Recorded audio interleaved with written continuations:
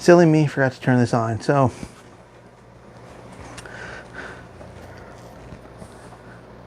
hello. I'm drinking some West Coast Illusion from Monkish. Canned 2/2/2026, 7%.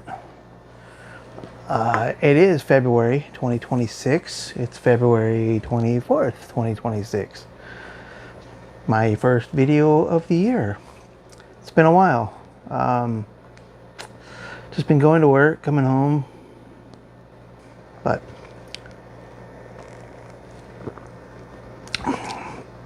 that is a tasty beverage. It's been a while. Pretty long time. Last videos I did, all road trips. Driving up to Northern California. Driving up to Idaho to see my mom. That's pretty much been it. But I wanted to talk about something else too. See an image on my computer here. These two little girls that gone missing. So these two little girls, Melissa and Tina, are my sisters. In 1989, 1990, my parents adopted them.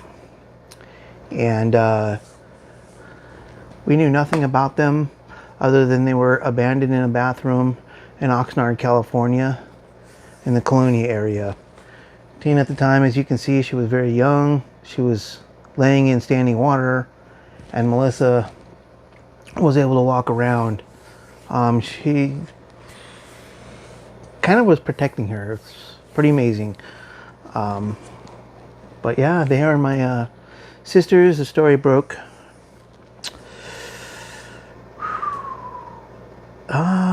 My sister Tina texted me in August that there were some age progressions and they thought that it was them. And then the results came out, DNA. My sister uploaded DNA to a genealogy site and they got a match. So it's crazy. It's still crazy to talk about. It's crazy to think about.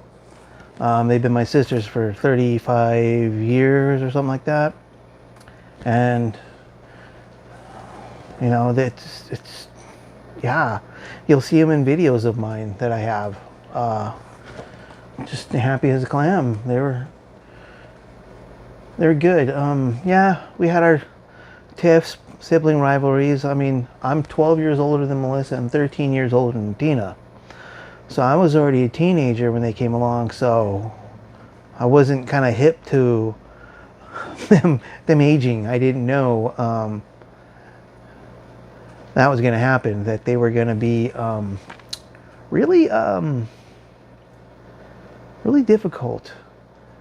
Not difficult as in like anything. It was just they would cry and things like that and whine and stuff, and I'm a 14-year-old, 15-year-old kid. I'm like, whatever to that. But as we got older, they grew on me like a wart. So I started liking them a little bit. We did have our infighting and stuff, but you know what? I'll take a bullet for either one of these girls. I don't care. I mean, Melissa and her husband, you know, we had a falling out when my brother passed away, and it's just families. It happens in families. Doesn't mean I hate them. I don't like them. I'm giving them some time and space, and they're probably doing the same with me, but I still love them. They're still my sisters. I'm going off the cuff here. I don't really know what to say, but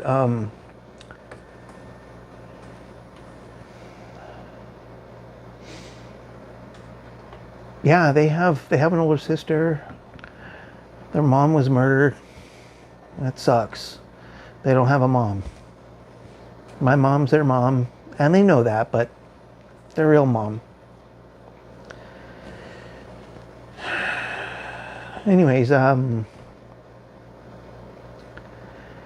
the employee who found them at the park, his name is Larry Acosta. And I don't know if anybody who is local watches this, but can get in touch with Larry and let him know that I'm grateful that I had sisters because of him finding them. And also the responding officer named Scott Abear.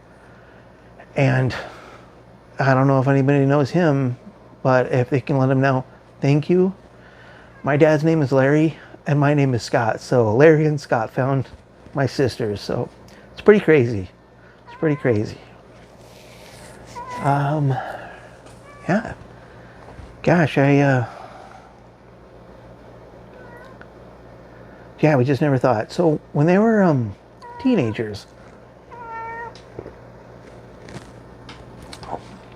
my parents had split, and my mom moved out and started doing her own thing, and my dad stayed. And they were living in a mobile home at the time. There was a lot of issues, IRS problems and stuff, stemming from things in our past that were positive, but the IRS was like, no. So that's a whole nother story for a whole nother time, for a whole nother probably audience. I don't know. But they were looking for some stuff in the tool shed, and they came across a book that had newspaper articles, pictures, and then like adoption papers and stuff. So everything you see, a lot of this stuff that you see on these news articles were provided by my sister Tina. There's even a video or a picture in here of, on one of these, of my dad holding them. So this is from ABC 15 Arizona. They are the ones that broke the news. I actually talked or messaged the reporter here, and I sent her a lot more pictures. And I don't know if she's used them or will use them. I don't know. But if you go back and look at my videos, you'll see a woman that looks just like this. That's her daughter. They look so much alike. It's amazing. It's amazing. There's my sister. You'll see her in my videos. Stop, cat. And then there's Melissa. Cat, please. Hold on, let me pull up those videos. So in this particular video, you will see Anthony, Melissa's husband. There's Melissa. And there's my brother. You'll see Tina in the background. Tina doing her thing. She's cooking. That's her son Ezra. Good little boy right there. I tell you what. I sure did love me some Ezra. Stop, please.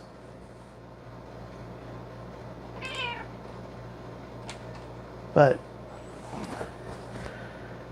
yeah, it's pretty crazy. Pretty crazy. There's another video somewhere in here towards the end.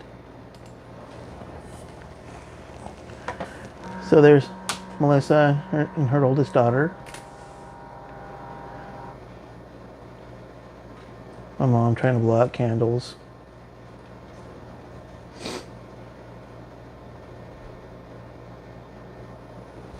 So I bring all this up just, I want to clear up a lot of stuff that I was, see there's Melissa and Tina in the background. I wanted to clear up a lot of stuff that I was reading of the whole situation with this. So their mom was found dead in Arizona, in Mojave, Arizona. A couple of days later, they found my sisters in a bathroom. And this is 1989. There's no DNA, there's database, there's no fingerprint database. There's none of that stuff back then. Scott Abaird isn't looking at murdered women in the United States trying to correlate if that's their mom or not. The mom, they didn't know Yeah, her name first off, for up until 2022, I believe it was, they didn't know her name. And then once they found out who she was, their real aunt said, "Where are the girls?" That led to a new investigation. So nobody knew that their mom, Marina Ramos, was killed and had kids. They just knew that she was murdered. That's it. So my sisters spent their whole life, everything they knew is my mom or my dad or me and my brother. Up until, gosh, September of last year, 2025. But now I'm just rambling, looking for things to say. Yeah, so you're going to hear reported about the details of what happened in finding the girls, but there's 35 years of their life that nobody's reporting. So I'm here to tell you, I am of that. I am that. They were good. Get back to beer.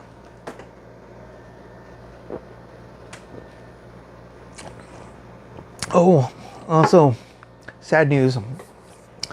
You won't be seeing Casa Agria in any of my beers anymore. They unfortunately had to shut down all operations. And this last Saturday was like the absolute last day that I know of that they were doing anything. It was like a garage sale. The Saturday prior was like their official last day, and then they had like a garage sale this last Saturday or Sunday. I think it was Sunday. Anyways, that was it. Anyways, that's it for me. That's all I got. I am gonna go sign off now and ride off into the sunset. Cheers, everyone. Until next time. I just sip before I... Bye.